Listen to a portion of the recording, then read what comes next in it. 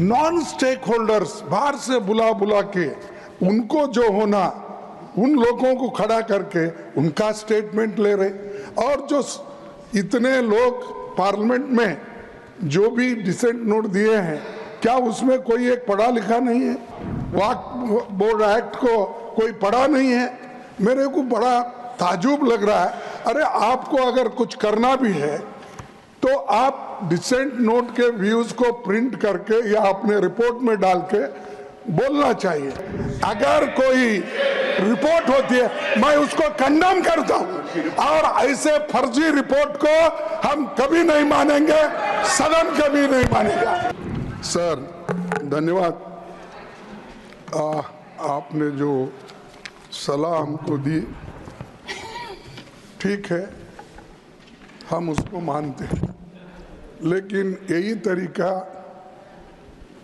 अगर उधर वाले भी मान गए तो मैं समझता हूँ नड्डा साहब अपने मेंबर्स को बड़े कंट्रोल में रखे हैं।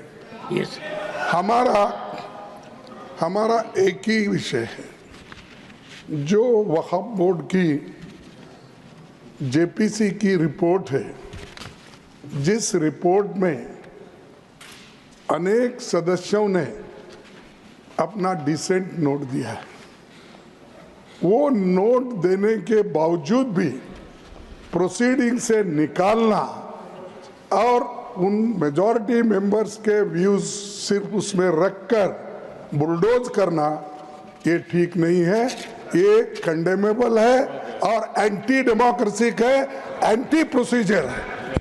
और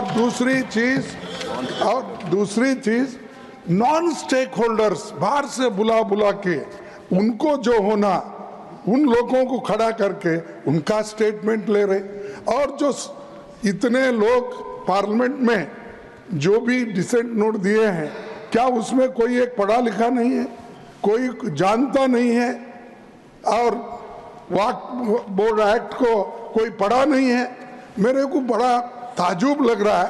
अरे आपको अगर कुछ करना भी है तो आप डिसेंट नोट के व्यूज को प्रिंट करके या अपने रिपोर्ट में डाल के बोलना चाहिए, उसके बजाय उसको डिलीट करके अगर कोई रिपोर्ट होती है मैं उसको कंडेम करता हूं, और ऐसे फर्जी रिपोर्ट को हम कभी नहीं मानेंगे, सदन कभी नहीं मानेगा। और जब प्रोसीजर फॉलो नहीं होती, वो पार्ट ऑफ इस हाउस का विभाग नहीं बन सकता। तो इसीलिए मैं आपसे विनती कर रहा हूं कि उनको डायरेक्शन दीजिए, जो भी रिपोर्ट आई है वो अगर वो रिपोर्ट में डिसेंट व्यूज नहीं है तो उसको वापस भेजिए, निकाल दीजिए, और उसके बाद में फिर एक बार, दो बार और एक बार आप पुनर्विचार करके उस सभी डिसेंट व्यूज को डाल के आप पेश कीजिए, फिर आगे क्या होता हम देख लेंगे। दूसरी बात सर, देखो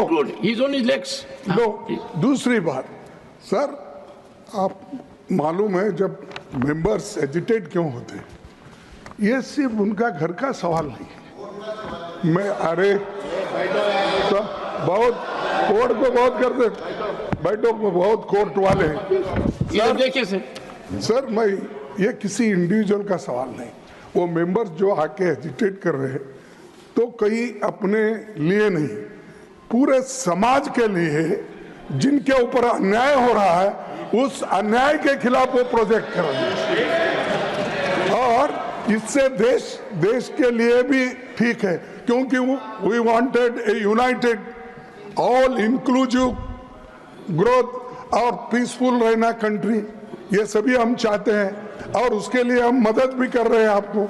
लेकिन आप ये संविधान के विरुद्ध अगर ऐसी चीजें करती है तो ऐसा ही गड़बड़ होता है, फिर इसको लोग प्रोटेस्ट करेंगे।